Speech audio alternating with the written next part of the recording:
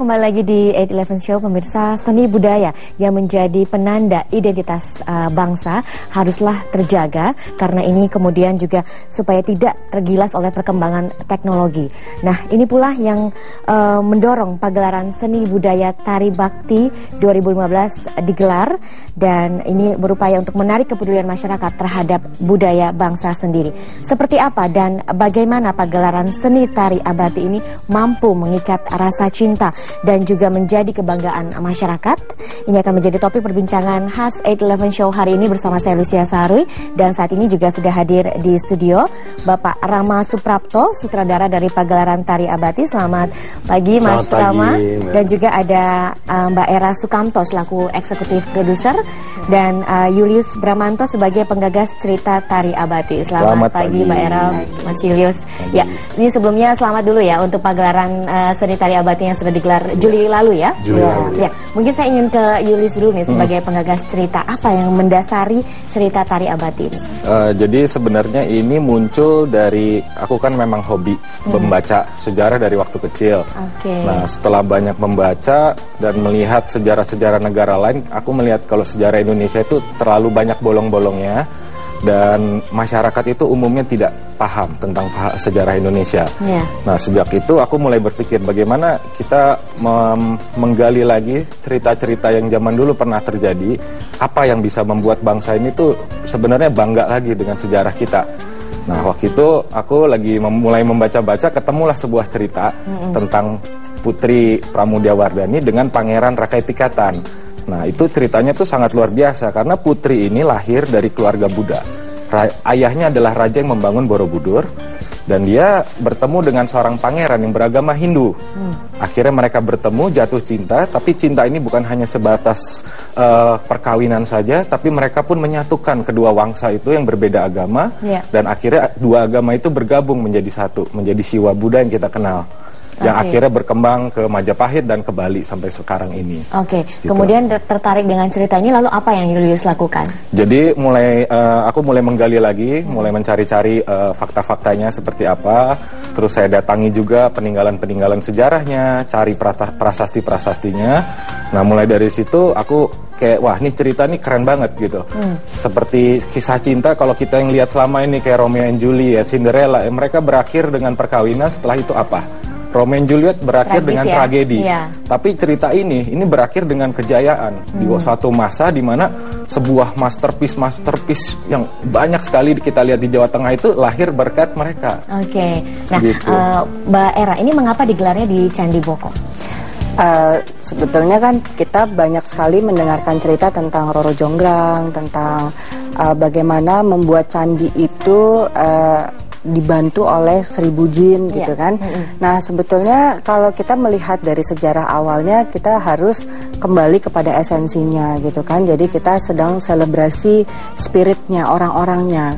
Ternyata orang-orangnya itu adalah master planner yang mampu membuat sebuah karya luar biasa karena pencapaian spiritualnya yang sangat tinggi gitu. Jadi ini menggugah kita semua untuk membawa sebuah pesan tentang pluralisme, tentang pencapaian spiritual yang tertinggi di dalam diri itu, sehingga kita tidak lagi berpatokan terhadap sesuatu yang mistis dan superstitious dan lain-lain. Saya rasa untuk melogikakan sejarah ini penting sekali buat mengawali peradaban juga yang baik gitu.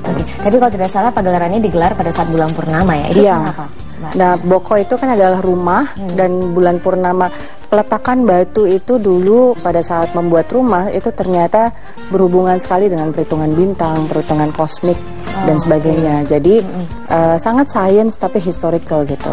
Dan ini yang mau kita angkat, ada momentum-momentum yang baik.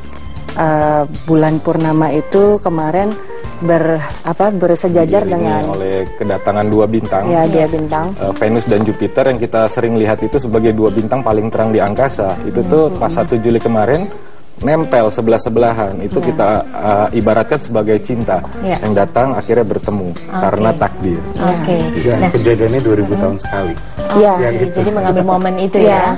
Nah, sebenarnya banyak sekali momen yang kemarin juga ada 6.000 tahun sekali buat Buddha, lalu ada 1.000 tahun sekali buat Nasrani gitu. Jadi ini momentumnya juga berhubungan dengan diversity gitu ya, dengan keberbedaan agama, pas banget di bulan puasa. Jadi kita menandainya dengan konsep cinta dan berdoa bersama gitu. Oke. Nah, Mas Rama sebagai sutradara, apa keunikan yang Anda lihat dari pagelaran seni tari abad ini dibanding seni serupa? Sebenarnya ini temuan baru ya. Jadi saya begitu dapat cerita dari Julius, aduh harus diapain nih? Di abad 8 gerakannya kayak apa? Udah ada batik belum? Terus akhirnya kita semua berembuk harus melakukan sesuatu yang saya agak kita bilangnya kontemporer sih. Jadi gerakannya tetap banyak gerakan Jawa ya, tapi gerakan alusan. Tapi di sini juga akan ada pengaruh Hindu Buddha saat itu, ada gerakan-gerakan yang arahnya ke situ. Anak-anak dari ISI Solo, teman-teman saya bergerak dengan waktu 3 minggu kita buat ini. Luar biasa dengan musik juga. Karena waktunya yang mepet. Memang kita saya bilang sama Julius, boleh mundur ya? Nggak bisa, bintangnya di tanggal itu jadi 2000 tahun sekarang sehari seminggu gitu kan, kita nyari dana, nyari apa gitu, nggak bisa. Dan bulan purnama cuma di situ. Jadi bulan puasa. Jadi kita di tengah, di sini bulan purnama, di sininya bintang jadi satu. Terus tamu di situ 350 orang melihat keajaiban itu semua terjadi. Secara spiritual dan secara energi memang luar biasa. Negara kita ini kayaknya orang bilang cakranya paling kuat dari bawah tanah dan juga dari atas dari kosmiknya. Nah, kenapa ini pagelaran mau kita bikin agak beda? Saya pergi ke Rahayu Supangga, seorang etnomusikolog profesor di Solo, untuk mendapatkan wejangannya dia. Dia mengeluarkan 20 pemain gamelannya, 10 vokal. Terus penari saya ada 23 orang totalnya, nari dan vokal dalam bahasa Jawa tua. Terus indah gitu. Jadi saya kalau begitu mendengar musik dan mereka nari dan bersenandung, saya ngeliatnya ini kayak dongeng atau apa ya. Cuman memang sejarah kita kan tidak terlalu lengkap di zaman-zaman itu. Ya ada Rakai Pikatan, ya ada Pramodawardhani, cuman belum ada satu kitab yang menceritakan mereka berdua. Tapi mereka ada bukti di Candi Pelausan, yaitu mas kawinnya mereka. Jadi insya Allah kita ke depannya kalau kita diberikan kesempatan dan rezeki akan digelar lebih besar dan bikin sesuatu yang kayak ya Ramayana di Prambanan, mungkin Pelausan menjadi kisah cinta ini. Ya, lebih lanjut tentang pagelaran seni tari abad ini akan kita bahas lagi. Pemirsa jangan beranjak dulu, kami masih akan kembali dengan perbincangan terkait pagelaran seni tari Abati 2015 sesaat lagi setelah pariwara.